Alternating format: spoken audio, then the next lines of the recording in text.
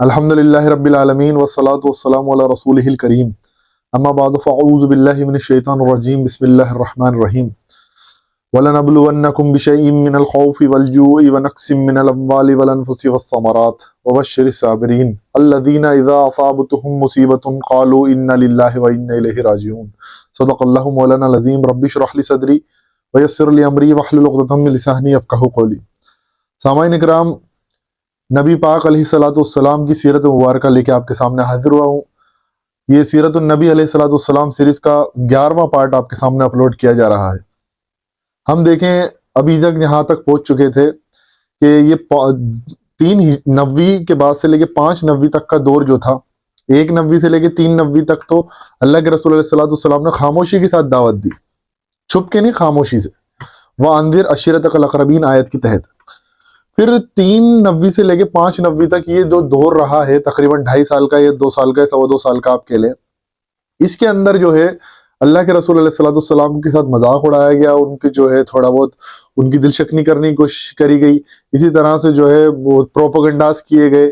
لیکن اب یہ 5 نوی کا دور جو انٹر ہو رہا ہے، اس کے متعلق جو ہے آپ کو یہ بتانا ہے کہ یہاں پر اب پرسیکیوشن شروع ہو گیا، یعنی مسلمان جو ایمان لا رہے تھے ان کی شدید آزمائش اب شروع ہو گئی۔ اسی کے تعلق سے آج آپ کو کچھ واقعہ سناتا ہوں، انشاءاللہ پھر اس سیریز کو ہم آگے اگلے پارٹ کے اندر کنٹینیو کریں گے۔ دیکھیں، جب اللہ کے رسول علیہ الصلوۃ والسلام نے دعوت کا آغاز کرا تو زیادہ تر ایمان لانے والوں کی تعداد وہ لوگ تھے، ایک تو انٹلیکچوئل لوگ تھے جو لا رہے تھے، دوسرے وہ لوگ بھی تھے جو اس معاشرے کے اندر ظلم اور ستم کا شکار تھے، یعنی خواتین، غلام، دبا کچلا طبقہ، یہ زیادہ تر ایمان لا رہے تھے۔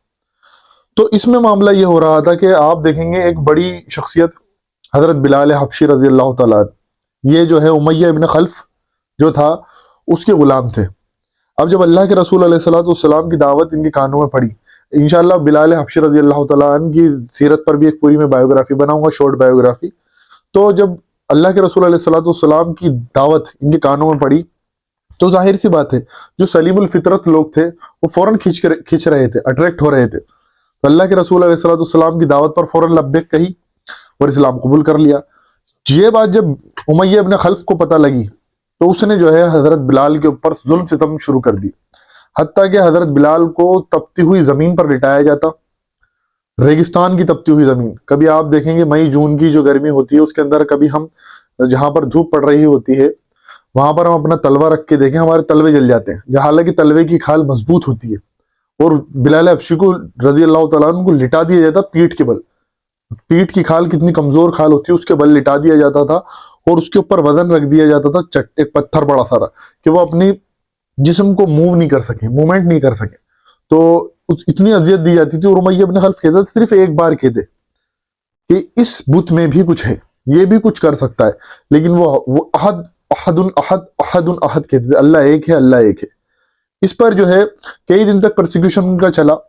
بہرحال اس نے امیہ ابن خلف نے تنگ آ گیا وہ بری طرح سے، اور اس نے کہا کہ میری عزت رکھ لے، کم سے کم ایک مرتبہ کہتے میں تجھے چھوڑ دوں گا، لیکن ذرا سا کمپرومائز نہیں کرا حضرت بلال نے، اور وہی کہتے رہے احد احد، حتیٰ کہ ان کو اور ظلم ستم ان کے اوپر بڑھا دیا گیا۔ اب یہ خبر حضرت ابوبکر صدیق رضی اللہ تعالیٰ عنہ کے کانوں میں پڑی کہ ایک ہمارا مومن بھائی ہے جس کے اوپر ظلم ہو رہا ہے۔ تو حضرت ابوبکر جو کہ پہلے ایمان لا چکے تھے حضرت بلال سے، انہوں نے اپنی جیب سے پیسے دے کے حضرت بلال کو آزاد کرایا۔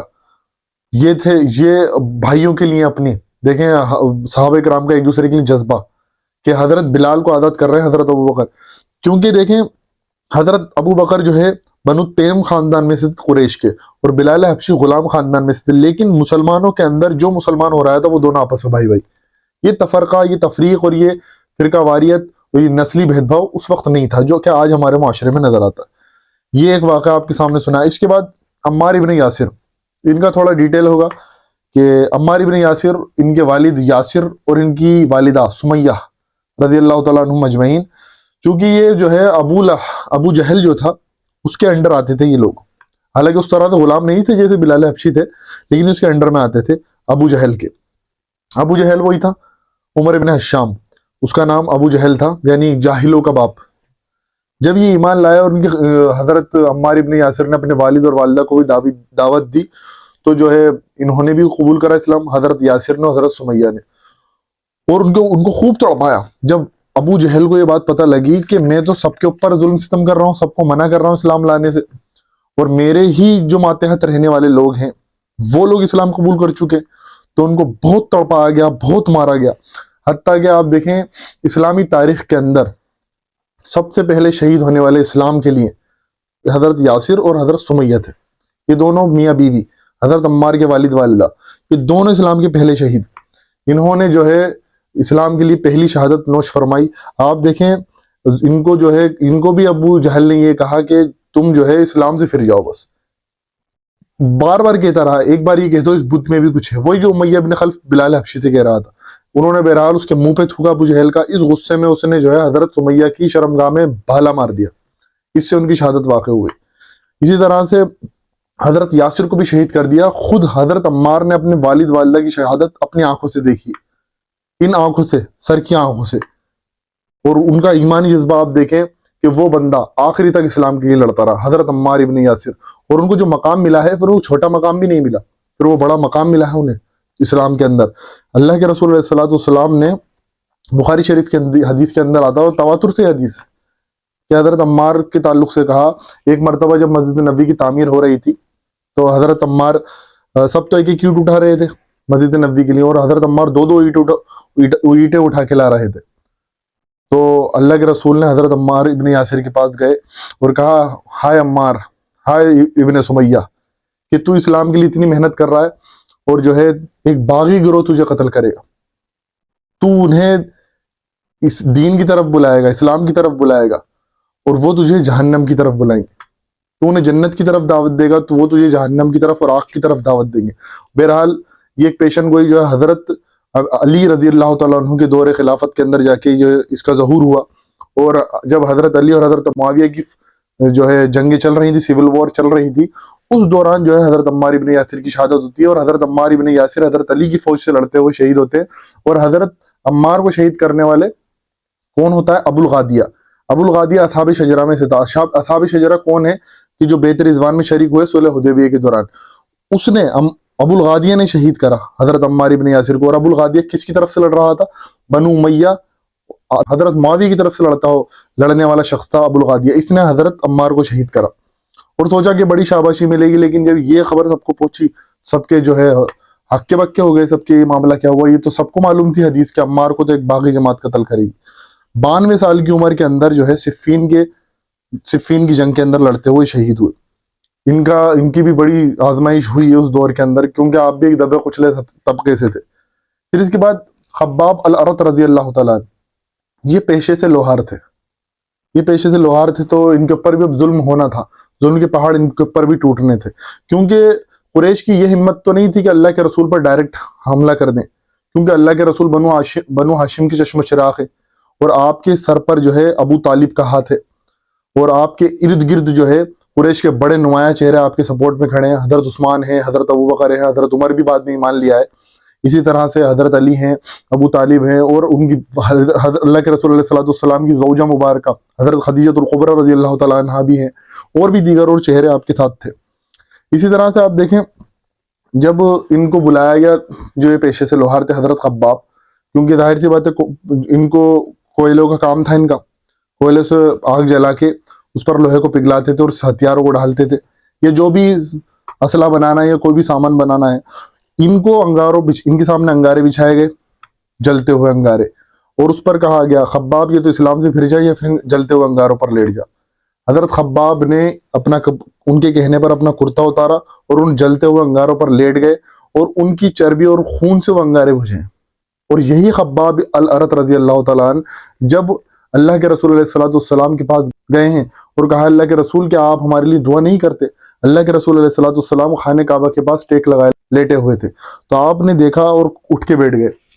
اب ہم تو سوچیں گے بڑی شاباشی ملے گی کہ نہیں, خباب تو بہت پریشانیاں جھیل رہا ہے, بہت آزمائشیں جھیل رہا ہے, تو شاباشی ملے گی. ہمارے دماغ میں یہ اللہ کے رسول نے الٹا کہا کہ تم بہت جلدی مچا رہے ہو. تم سے پہلے جو لوگ ایمان لائے تھے, یعنی عیسائیوں کے اوپر جو پرسیکیوشن ہوا ہے, جو ایمان لائے تھے ان کے اوپر تم سے بڑھ کے ظلم ہوا. لوہے کے کنگے سے ان کی جسم پر سے گوشت خرچ دیا جاتا, زمین میں ان کو گاڑ دیا جاتا, اور ان کے سروں پر آریل چلا دیے جاتے. جلتے ہوئے گھڑوں کے اندر ان کو ڈال دیا جاتا. تم بہت جلدی کر رہے ہو. یہ بات دیکھیں کس سے کہی جا رہی ہے؟ حضرت خباب سے. حضرت خباب پر کتنا ظلم ہو رہا ہے. اور آج ہمارا معاملہ دیکھیں، ذرا سا کوئی معاملہ ہوتا ہے ہم فوراً جو ہے اللہ سے جو ہے شکایتیں کرنا شروع کر دیتے ہیں. اللہ تعالیٰ تو نے ہم پر کوئی عذاب مسلط کر دیا، ہم پر دجال آ گئے، ہم پر فرعون آ گئے. تو یہ سوچنے والی بات ہے.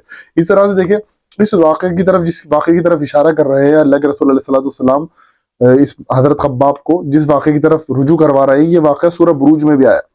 سورہ بروج کے اندر جو اصحاب الاخدود کا واقعہ آیا ہے، ان کو گھڑے والے، اس کے اندر یہ ڈیٹیل آئی ہے کہ عیسائیوں کے اوپر کتنا ظلم ستم کرا ہے، یہودیوں نے بھی کرا ہے. یہودی جو تھا ایک بادشاہ، اس نے تقریباً 524 یا 25 عیسوی کے اندر آپ دیکھیں اس نے بڑا ظلم کرا ہے عیسائیوں کے اوپر. تو یہ کچھ چند واقعات آپ کے سامنے آج لے کے آیا، میں حاضر ہوا کہ یہ واقعات بھی سنائیں. انشاءاللہ سیریز کو ہم مکمل کرتے چلیں گے، بیچ بیچ میں کچھ ایسے واقعات آتے رہیں گے تو وہ اس سے جو ہے ایک مزہ بھی بنا رہے گا، ایک ٹیسٹ بنا رہے گا سیرت کا. میں نہیں چاہتا کہ وہ ٹیسٹ ختم ہو. تو انشاءاللہ تعالیٰ اگلی ویڈیو میں ہم کوشش کریں گے حضرت عمر رضی اللہ تعالیٰ عنہ کے ایمان والے واقعے کی تھوڑی تحقیق کریں گے کہ یہ واقعہ کیسا ہے، حضرت عمر کس طرح سے ایمان لائے، وہ جو واقعہ بیان کرا جاتا ہے اس میں کیا کمی ہے. اللہ تبارک و تعالیٰ سے دعا ہے کہ اللہ تبارک و تعالیٰ ہمیں کہنے سننے کے ساتھ ساتھ عمل کی توفیق عطا فرمائے. وآخر دعوانا ان الحمد للہ رب العالمین.